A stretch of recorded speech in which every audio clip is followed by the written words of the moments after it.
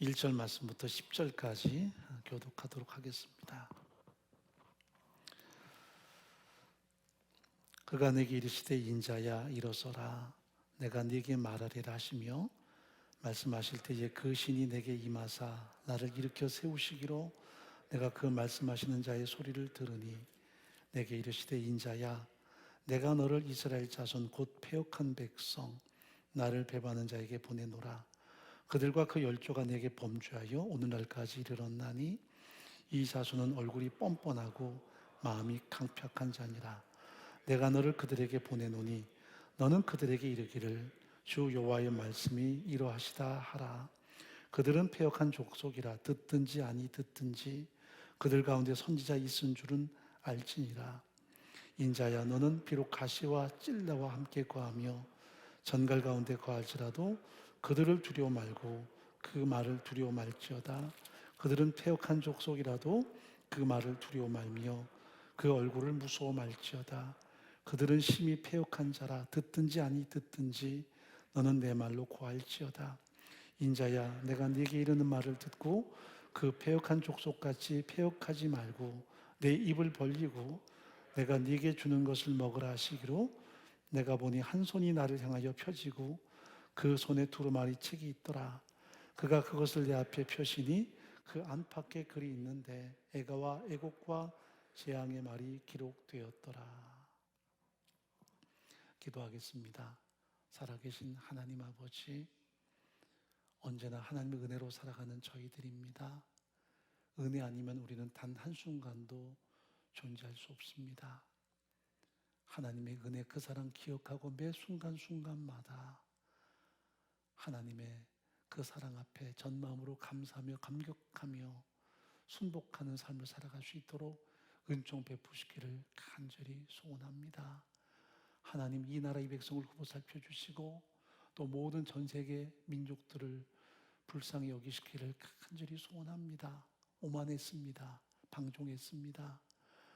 과학의 힘이면 또 다양한 문명의 능력이면 부유함이면 뭐든지 다 할 수 있을 줄 착각을 했습니다. 그러나 이런 코로나19 사태를 통해서 모든 문명과 모든 과학과 그 부유함이 아무것도 아니라는 것을 철저하게 깨닫습니다.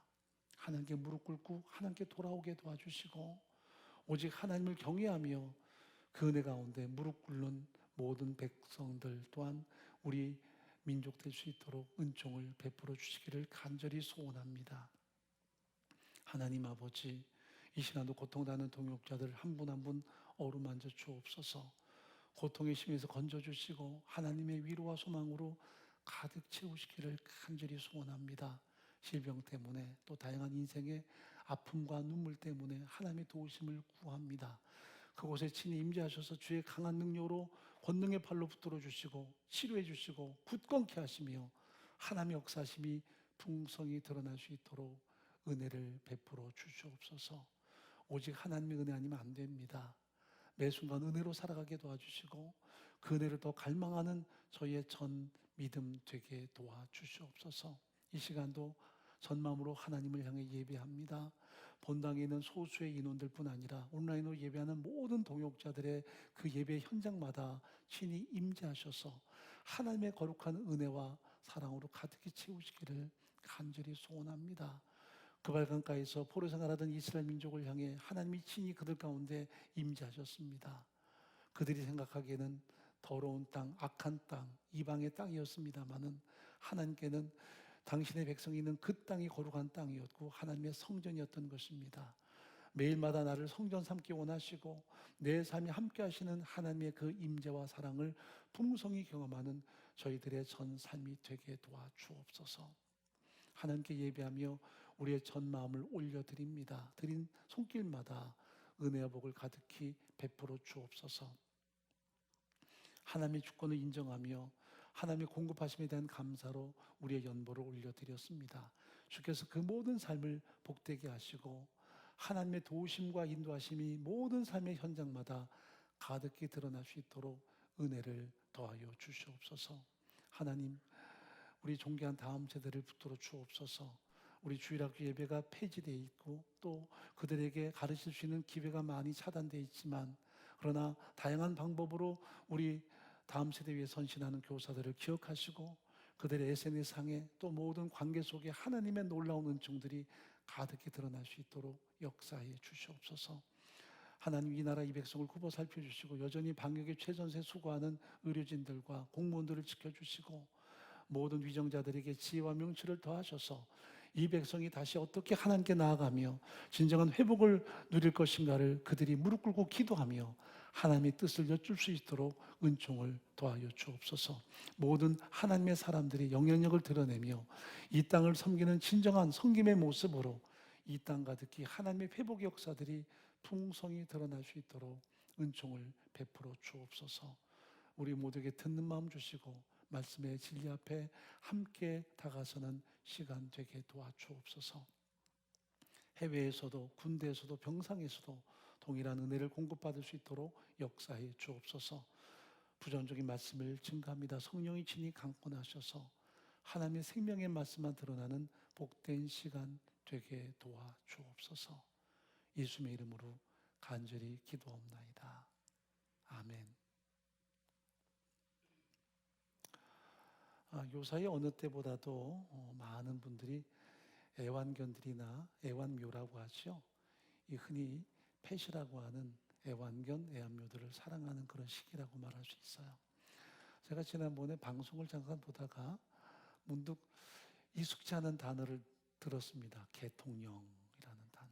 그래서 아니 왜 이런 말을 할까 싶어서 좀 이렇게 들어봤는데 알고 보니까 개를 사랑하는 어떤 유명한 인사에 대한 이야기였습니다. 개를 여러 마리 키우는데 참 개를 많이 사랑하더라고요. 집안이 온통 개판이에요. 아주 좋은 집에 사는데 그 좋은 집이 의미 없을 만큼 개들이 그냥 온통 난장을 치고 있습니다. 그런데 이 사람이 이제 그 자기 집에 들어갔더니 개들이 여러 마리 달려드는데 한 마리 한 마리 이름을 부르면서 쓰다듬어 주고 밥 주고 그리고 이제 그 이후에는 개들과 함께 놀아주고 이런 모습 보면서 참 대단하다 싶었습니다. 그런데 그 중에 한 패널이 질문을 했습니다. 왜 이렇게 개를 사랑하느냐 그랬더니 제가 뜻밖의 언어로 들었습니다. 그냥 개가 좋아서요. 그래도 되고 제가 개를 유별나게 사랑하나 봐요. 그래도 되는데 그 사람이 툭 내뱉은 말은 개는 배신을 모르니까요. 그 말이 제 마음에 와닿았어요. 그 한 고백 속에 많은 생각이 교차가 됐습니다. 어쩌면 이 사람은 어릴 때부터 농축된 자신의 어떤 가슴앓이가 있지 않겠나. 사람에게 당한 어떤 배신감들, 쓰라린 감정들이 농축돼서 이 개를 사랑하는 마음으로 증폭이 되지 않았겠나 하는 생각을 해보게 됐습니다. 물론 그 마음을 다 알 수는 없겠지만 그런 생각을 해봤습니다. 배신을 모르니까요. 배신하지 않으니까요. 그 말은 사람은 배신하니까요 라는 말로 제게 큰 울림으로 와 닿았습니다. 그렇구나. 개는 배신을 모르는구나. 동물도 배신을 모르는구나. 그러나 인간만은 배신할 줄 아는 거구나. 가장 사랑했던 관계조차도 깨지고 배신하고 그런 것들이 시대의 하나의 그 언어가 될 만큼 그런 참담한 시대를 우리가 살고 있다는 생각도 잠깐 해봤습니다. 배신할 줄 모른다. 그러면 인간은 배신한다. 이게 좀 마음이 왠지 무거웠습니다. 제가 오늘 에스겔서 2장을 읽으면서 그 생각이 많이 났습니다. 배신, 패역. 동물은 그 배신을 모르고 패역도 모르는데 인간은 왜 이렇게 배신을 많이 하고 패역할까? 이것은 누구의 모습이 아니라 바로 제 모습이라는 것도 한번 깊이 성찰해 봤습니다. 하나님의 은혜와 사랑에 대한 배신, 패역함 얼마나 많은가 하는 생각들을 해보게 됐습니다. 한 주간 동안 지나면서 이 본문이 제 마음에 참 아프게 와 닿았어요. 솔직히 저도 누군가 제게 배신이란 말이 좀 과격하긴 하지만 그런 배신 같은 느낌을 가진 경우도 있었겠지요. 그런데 실제로 내가 얼만큼 하나님께 자주 배신을 했는가 하는 생각을 해봤습니다. 그러더니 마음이 먹먹해지더라고요. 내가 동물과도 못할 수도 있겠구나. 못하구나. 아니, 훨씬 못하구나. 오죽하면 하나님께서 이스라엘을 통해서 하늘이여 들으라, 땅이여 귀를 기울이라. 소는 그 임자를 한다. 나귀는 그 주인의 구유를 안다. 그러나 이스라엘은 나를 거역하고 물러갔다는 탄식을 드러냈을까 싶을 만큼 우리가 성경에 보면 정말 존귀한 인간이 많은 배신의 삶을 산다는 것을 우리가 부정하지 않을 수 없다라는 사실을 보게 돼요. 그게 내 모습인 거죠. 하물며 예수님의 수제였던 베드로조차도 저는 주와 함께 오게도 함께 갈 것입니다. 죽음에도 같이 갈 것입니다. 그러나 그날 밤에 그는 참담하게도 3번씩 주님을 부인합니다. 배신 그 이상의 모습으로 전락해버리고 말아요.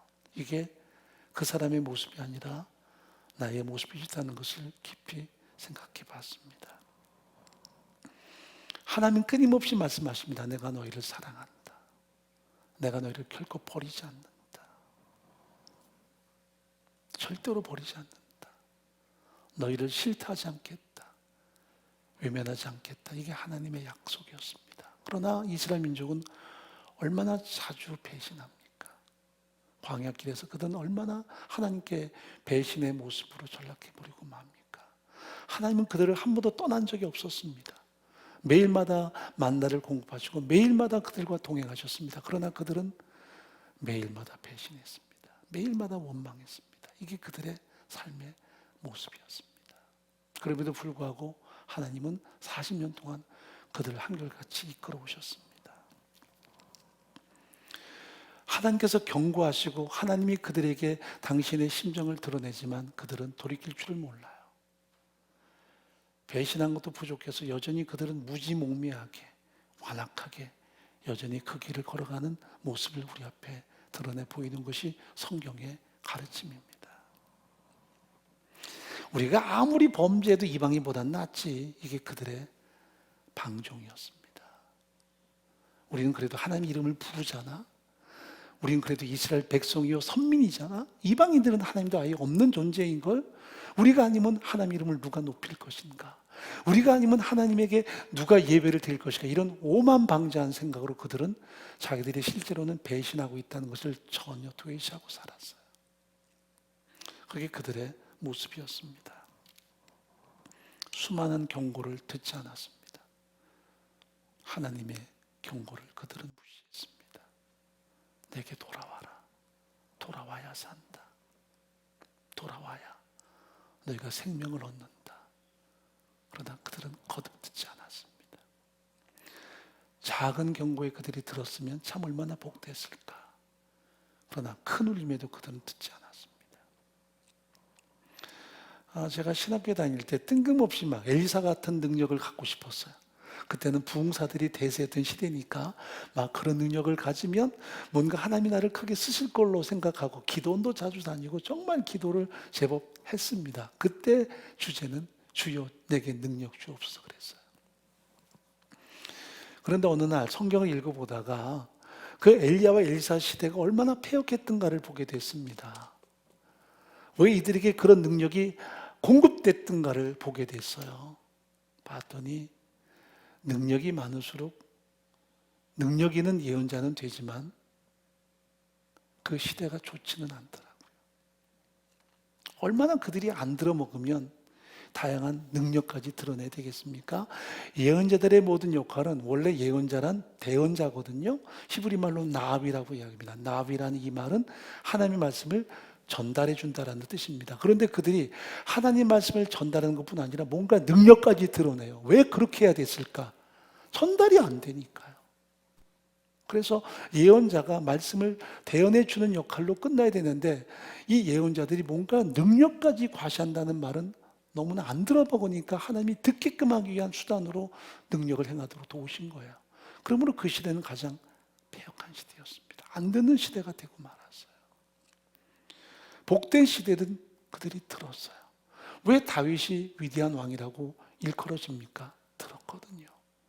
비록 박스바 사건 때문에 그가 철저하게 모든 자신의 죄가를 은폐하고 그리고 우리아를 죽게 하는데 앞장섰고 그리고 모든 일이 끝난 다음에 이제 됐구나 하고 스스로 안도나지만 하나님은 나단을 통해서 그에게 그 모든 죄상을 낱낱이 드러내요. 그래서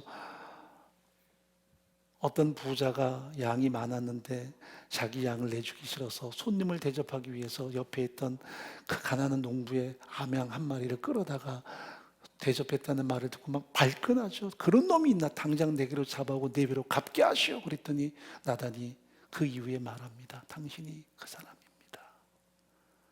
그렇게 언성을 높이지 않았을 것 같습니다. 그때 그가 무릎을 꿇어요. 내가 여호와께 범죄하였도다. 이게 이 사람의 영성이에요. 크게 소리 지르지 않아도 말씀이 이 마음에 듣고 깨달아요. 그러나 천둥소리 같은 음성을 들려줘도 깨닫지 못하고 능력과 기적을 베풀어도 깨닫지 못하는 시대는 패역한 시대였어요. 그래서 제가 성경 읽다가 엘사의 능력 포기했습니다. 왜? 그런 패역한 시대에 사역한다는 것은 죽음보다 더 고통스러운 일이니까요. 듣는 게 복이구나. 듣는 사람에게 말씀을 전하는 것만큼 복된 게 있습니까? 안 듣는 사람에게 어떤 말을 전하겠어요? 듣고자 해야 그들이 성령의 사람이고요. 성령은 지금도 우리 인격 속에서 듣게 하시죠. 그 모든 경고를 묵살해보는 이스라엘 민족이었습니다. 그래서 결국 그들은 바빌론의 포로로 끌려오게 되죠. 하나님이 애따 너희 포로로 끌려가라 그렇게 하지 않았습니다. 끊임없이 경고했지만 그들이 돌아오지 않기에 그들이 결국은 자초한 불행이 되어버리고 말았습니다. 그런데도 그들의 가슴에는 앙금이 남아있어요. 분노가 남아있습니다. 하나님 우리에게 너무하셨다. 하나님 우리를 버리셨다. 자기들이 먼저 배신했고 자기들이 먼저 하나님을 철저하게 도외시했으면서도 앙금은 자기가 남아있어요. 분노는 자기 가슴에 남아있어요. 이게 이들의 잘못된 가치관이었습니다. 그래서 하나님께서 에스겔에게 당신의 심정을 토로하세요. 여러분, 예언자들은 두 가지가 필요합니다. 하나는 하나님 마음의 귀를 기울이고 그 하나님 마음을 헤아리는 것이고요. 또 한 가지는 그 마음을 그대로 전달해 주는 것이었습니다. 하나님이 그들을 기계적으로 사용하지 않았어요. 그래서 예언서를 읽다 보면 하나님이 먼저 예언자들에게 당신의 마음을 토로하세요. 내 마음을 알았으면 좋겠다. 그 마음을 이해한 예언자들이 그 마음을 가슴에 담고 백성들 앞에 하나님의 마음을 전달하는 것이 예언서예요. 그래서 때로는 통분함도 있고 때로는 눈물도 있고 때로는 가슴앓이도 존재해요. 오늘 2장에 보면 하나님께서 에스겔에게 당신의 답답한 속마음을 드러내세요. 자, 1절 한번 읽어보십시다. 그가 내게 이르시되 인자야 일어서라 내가 네게 말하리라 하시며 2절 말씀하실 때에 그 신이 내게 임하사 나를 일으켜 세우시기로 내가 그 말씀하시는 자의 소리를 들으니. 내가 왜 이들을 포로 생활하도록 방치할 수밖에 없는 줄 알겠니? 당신의 잘못이 아니라는 것, 당신을 언약을 지키려고 무던히도 애썼다는 것, 그들은 당신의 백성을 떠난 적이 없고 당신의 백성에게 배신한 적이 한 번도 없었다는 것. 그러나 정작 그들이 하나님을 철저하게 도외시하고 하나님을 배신했다는 것을 이야기하고 있는 거예요. 그들의 죄악상을 낱낱이 드러냅니다.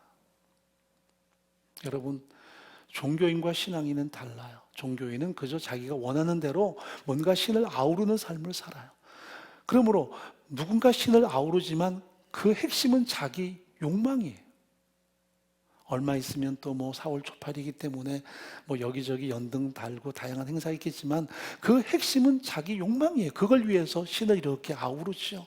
신을 막 설득하고 신을 구슬러서 내게 뭔가 채워달라는 욕구가 바로 종교인들의 가슴 속에 존재합니다. 그러므로 사실 종교라는 의미를 갖지만 그 중심은 자기 자신이 있어요. 나를 도와달라, 나를 복받게 해달라, 나를 건강하게 해달라, 이런 욕구가 있어요.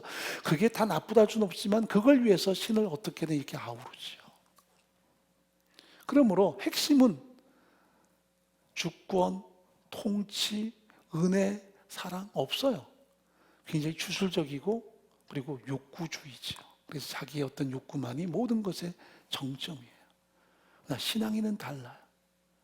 우리가 신앙생활한다 할 때 신앙생활의 가치가 뭔가요? 하나님이 살아계신다. 하나님이 나 같은 죄인을 구원해 주셨다. 그 구원의 대가가 바로 예수 그리스도를 아낌없이 십자가에 내주심으로 나를 죄로부터 건져내시고 내게 하나님의 자녀됨의 권세를 주셨다. 또한 내게 성령 보내주셔서 성령이 내 인격 속에 내재하심으로 내 이성과 내 종교성이 아닌 그 성령의 도우심으로 예수의 십자가 죽으신 부활을 믿게 하시고 살아계신 성부 하나님을 아버지로 부르게 하신다. 그 하나님이 내 인생의 주권자시다. 그분이 내 삶의 모든 공급자시다. 내가 그러므로 그 하나님의 은혜 가운데 인격적인 관계를 맺고 인격적인 삶을 사는 것을 신앙생활이라 그래요. 그런데 이스라엘 백성들의 삶 속에는 신앙생활이 사라졌어요. 종교성만 남아있어요. 성전까지 지어놓고는 성전에 가서 끊임없이 제사하는 이유가 자기의 욕구를 충족시키기 위한 수단으로 전락하면 그것은 또 다른 종교가 될 수밖에 없어요. 하나님의 사랑을 알고 하나님의 구원을 깊이 감사하고 그 주권 앞에 감격하고 매일마다 공급에 대한 찬양과 감사의 삶을 살아가고 끊임없이 그 하나님과 인격적인 관계를 맺고 사는 것이 신앙생활인데 우리는 필요할 때만 하나님을 찾든지 아니면 나의 욕구 때문에 신앙생활을 동원할 때가 참 많아요. 종교성을 가진 삶으로 전락하는 거죠. 이스라엘 민족이 그랬어요. 그들에게 신앙이 아니라 종교가 존재했어요. 필요하면 신을 찾아가 만나고 필요하면 내가 하는 게 뭔가 구하고 하나님이 내 삶의 주권자시다. 내 삶의 인도자가 되시고 홍업자가 되신다라는 부분은 그들은 깡그리 무시하고 살았어요. 하나님의 사람으로 사는 것, 하나님의 뜻을 여쭙고 사는 것, 오늘도 은혜 아니면 안 된다는 것을 인식하고 사는 것, 이게 신앙인인데 그들에게 신앙은 찾아보기가 불가능했어요. 자, 3절 4절 한번 읽어보십시다. 그래서 하나님께서 그들의 현실을 하나하나 지적하세요. 내게 이르시되 인자야 내가 너를 이스라엘 자손 곧 패역한 백성 나를 배반하는 자에게 보내노라. 그들과 그 열조가 내게 범죄하여 오늘까지 이르렀나니 4절 이 자손은 얼굴이 뻔뻔하고 마음이 강팍한 자니라. 내가 너를 그들에게 보내노니 너는 그들에게 이르기를 여호와의 말씀이 이러하시다 하라. 제일 많이 나오는 단어가 패역하다는 단어입니다. 매 절마다 패역하다, 패역하다, 패역하다. 우리가 죄인이에요. 그런데 하나님께서 우리를 은혜와 사랑으로 구속하셔서 자녀로 삼아주셨어요. 그런데도 불구하고 하나님의 자녀답게 살지 않고 여전히 죄를 행하는 삶을 사는 것을 성경은 패역이라고 이야기해요. 하나님의 은혜를 힘입었으면 하나님의 자녀답게 살아야 되는데 여전히 우리가 악한 삶을 추구해요. 그렇게 악한 삶을 추구해도 여전히 두려움이 없고 여전히 가슴 속에 가책도 없어요. 이것을 성경은 패역이라고 이야기해요. 신앙을 저버리고 종교적인 삶을 살면서도 그들은 그것이 악하다는 것에 대해서 전혀 도의시했어요. 내가 성전에 가잖아. 1년에 몇 번 가서 제사하잖아.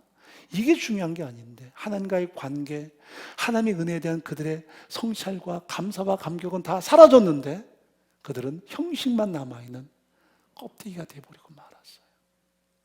패역이에요. 여러분 하나님이 세상을 그다지 나무라지 않으세요. 왜냐하면 그들은 어차피 하나님과 동떨어져 있으니까요. 간혹 보면 뭐 세상이 이렇게 악하다. 악할 수밖에 없는 게 세상은 하나님을 모르니까요. 코로나19 사태도 세상의 죄 때문이다. 그럴 수도 있지만 사실은 우리 책임이 크다고 봐야 돼요. 우리가 세상적인 가치관으로 해석하기 시작하면 이게 또 패역한 모습이 될 수 있어요. 우리에게 문제는 없는지 이건 우리 문제야 생각해야 돼요.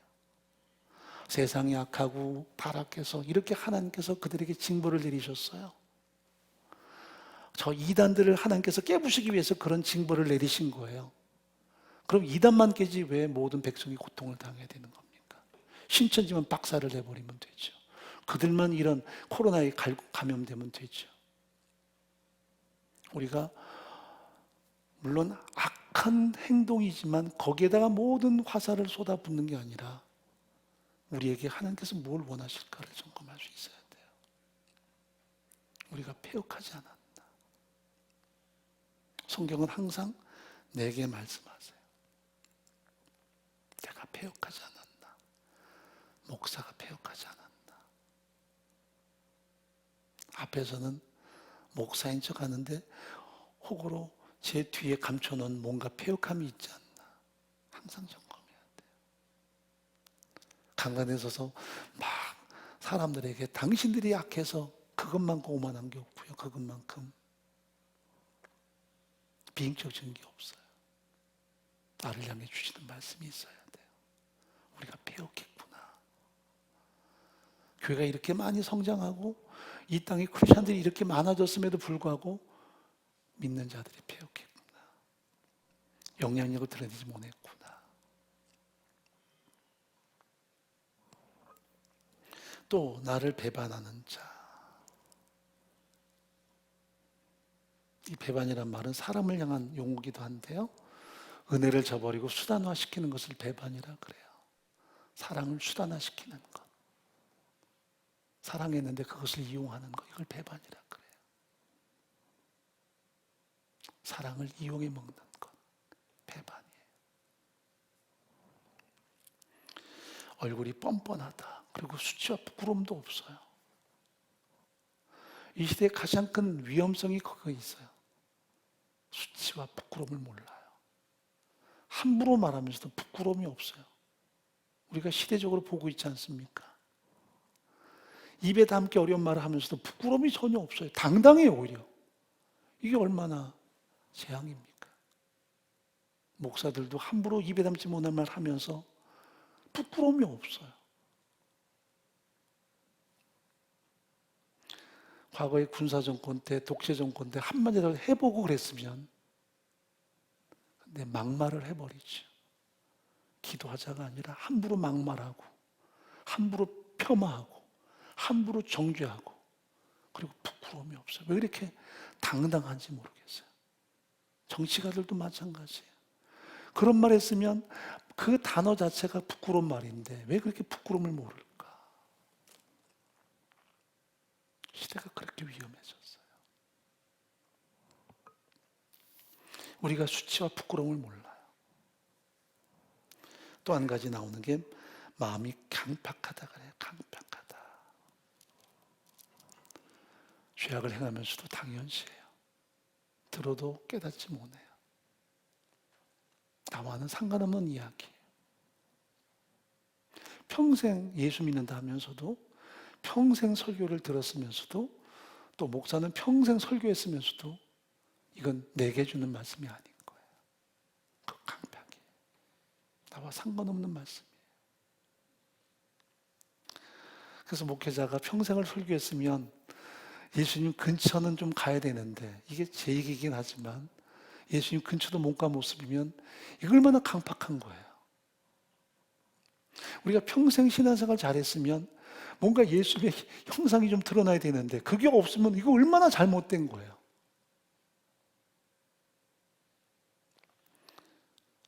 그래서 요사이는 목사님들 모이는 장소 가면 저도 이제 나이가 먹나 봐요. 뭐 젊을 때는 막 젊은 객기로 막 열심 내고 살았는데 나이가 좀 먹으니까 좀 시니어 계급이 되거든요. 그 중에서도 약간 이제 선배 대접 받고요. 약간 어른 대접 받는 상황이 돼요. 그러면 보는 거죠. 저와 같이 있는 그 시니어 그룹들을 봅니다. 과연 우리가 잘 늙어가고 있는지, 고상한지, 인격적인지, 예수 향기가 나는지. 근데 때로 섬뜩할 때가 있어요. 그렇게 오래도록 설교했는데 아직도 내가 이 모습일까? 이런 죄악들을 버리기는 고사하고 여전히 악을 거듭 행하기에 담대했던 이스라엘이었어요. 그래서 하나님이 말씀하세요. 내가 너희를 버린 게 아니다. 너희가 나를 버렸고 나를 떠났고 나를 배신했다. 그 결과 그들이 지금 이방 땅에 끌려오게 된 거예요. 그들이 떠나버렸어요. 너무 멀리 떠났어요. 그리고 우리가 호세아서를 읽다 보면 호세아가 그 음탕한 고멜을 내쫓지 않죠. 그 고멜이 결국은 자신의 과거로 되돌아가 버리죠. 과거의 그 음탕한 소굴로 돌아가 버려요. 이게 그들의 모습이었어요. 자, 여러분이 가정에서 예배 끝나고 에스겔 22장을 한번 살펴보세요. 계속해서 22장은 하나의 후렴처럼 따라옵니다. 22장은 이스라엘 민족의 죄를 에센스만 모아놓은 거예요. 그 죄의 핵심이 뭐냐? 한 단어로 우상숭배라고 이야기합니다. 우상숭배. 그들의 모든 잘못된 가치관, 그들의 모든 삶의 행태들이 다 우상숭배와 매칭이 돼요. 하나님도 우상이 돼버렸어요.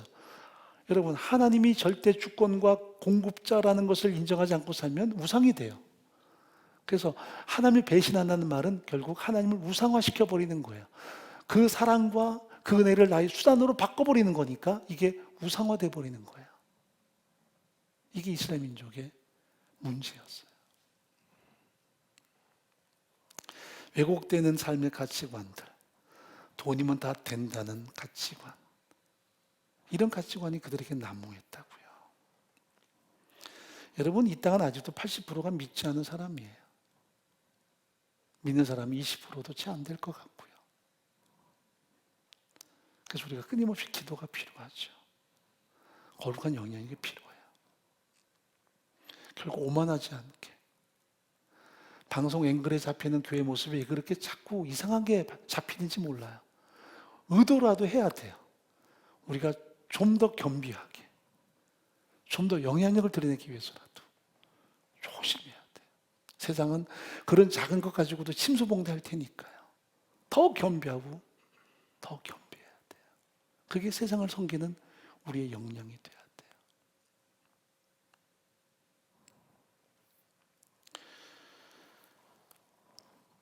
우리가 예배하지만 예배를 스스로 폐지하는 이유가 뭡니까?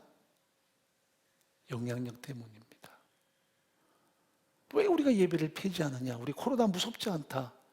그거는 용기처럼 보이지만 잘못하면 그것이 피폐해진 우리의 영성이 될 수 있어요. 우리는 영향력 때문입니다. 너희는 그리스도의 향기다. 그리스도의 편지다.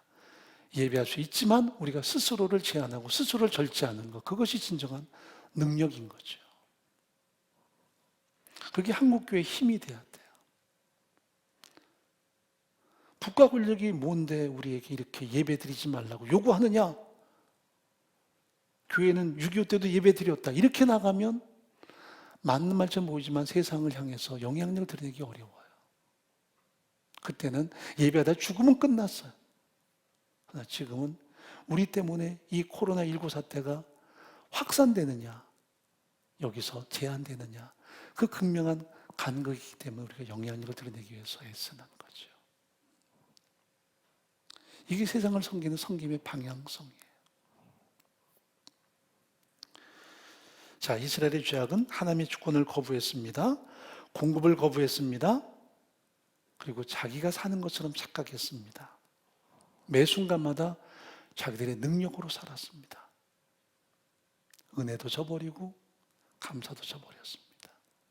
이것이 그들의 삶의 가장 아픈 모습이었습니다. 자, 네 가지 단어 한번 다시 기억해 보세요. 패역한 백성, 가장 많이 나온다 그랬죠? 뻔히 죄인 줄 알면서도 악을 행하는, 나를 배반하는 자, 얼굴이 뻔뻔하다, 마음이 강팍하다. 이게 우리의 모습은 아닌지. 더 겸비해서 하나님, 우리가 정말 하나님 앞에 있는 모습 이대로 서기를 바랍니다. 하나님의 음성을 듣고 우리가 하나님의 말씀 앞에 철저하게 무릎 꿇기 바랍니다. 그것이 하나님의 사람들이 갖는 진정한 태도야 되지 않을까. 우리가 이사야 6장에 보면 우시아 왕이 죽던 데에 유다는 굉장히 비극에 빠지죠. 지금까지 태평성세 그리고 강했던 유다가 하루아침에 몰락하기 시작합니다. 그때 이사야가 하나님의 전에 들어가서 하나님께 대해서 탄식하지요. 하나님, 이 백성이 하나님께 범죄했고 이 백성이 하나님을 떠났습니다. 그때 그는 살아계신 하나님을 경험해요. 만군의 하나님을 경험합니다. 간접적이지만 온통 스랍들 가운데 계시는 하나님의 영광의 보좌를 그가 보는데 그때부터 그가 고백하는 게 달라져요. 화로다 나여 망하게 되었도다. 나는 입술이 부정한 사람이요. 자기 스스로의 죄를 인식합니다. 세상을 정죄했던 이 사람이, 세상의 죄에 대해서 지적했던 이 사람이 자신의 죄에 대해서 인식하고 철저하게 하나님 앞에 자기를 위탁하는 삶을 살아요. 이게 바로 들려오는 말씀에 대한 그의 반응이었습니다. 임재는 그렇게 드러나는 것입니다. 오늘 우리의 모든 삶을 통해서 하나님이 우리에게 말씀하실 때 당신의 가슴앓이를 말하는 게 아니라 당신의 따뜻한 심정을 드러냈으면 좋겠습니다. 내가 너를 사랑한다. 내가 너와 함께한다. 그때 우리가 그 음성 듣고 매 순간 그 은혜 가운데 응답하는 삶이어서 얼마나 좋을까. 이게 크리스천의 진정한 삶의 모습이 되어야 되겠죠. 오늘 우리 안에 신앙의 진정한 면모들이 날마다 새롭게 정립될 수 있기를 간절히 바랍니다. 하나님 아버지, 나의 모습은 어떤 모습입니까? 신앙인의 모습을 갖추고는 있지만 우리의 내면이 과연 하나님 보시기에 그렇게 존귀한지, 그렇게 가치 있는지 오늘 말씀을 성찰함을 통해서 점검하기를 원합니다. 내가 패역하지 않습니까? 내가 하나님을 배신하지 않았습니까? 내가 뻔뻔하지 않습니까? 내가 강팍하지는 않습니까? 주의 말씀이 내 전인격을 새롭게 해서 하나님의 사랑에 합당한 삶으로, 그 사랑에 응답하는 삶으로, 그 사랑에 끊임없이 순복하는 삶으로 설 수 있도록 은총을 베풀어 주옵소서. 우리의 기도와 우리의 눈물과 간구를 통해 이 땅이 회복되게 하시고 하나님의 역사가 선포될 수 있도록 은총을 베풀어 주옵소서. 예수님의 이름으로 간절히 기도합나이다. 아멘.